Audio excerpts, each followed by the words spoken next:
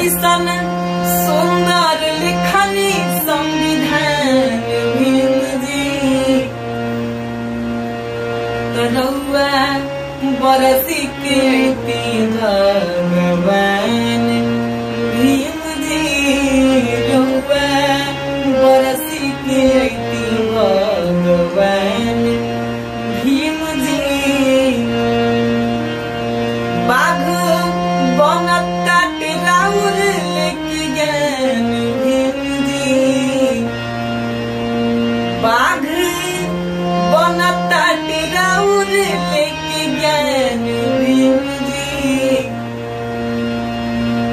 तो राउर कलम में सोना के खजान भीम जी तो बाघ बनता राउर लेके ज्ञान भीम जी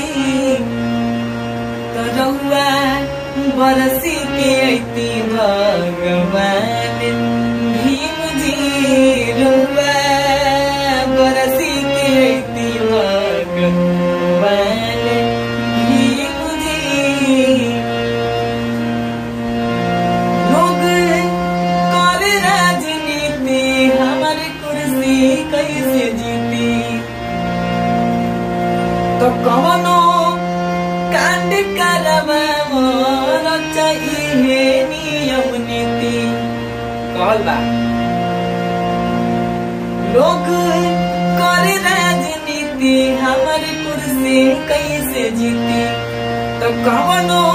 कांड करवावो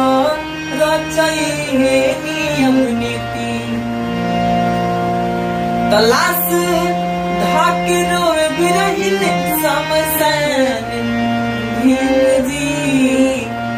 तलाश धाकिरो बिरहिन समसान भीम जी तो कितना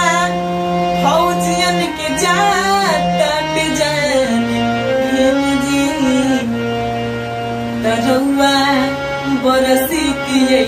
भगवान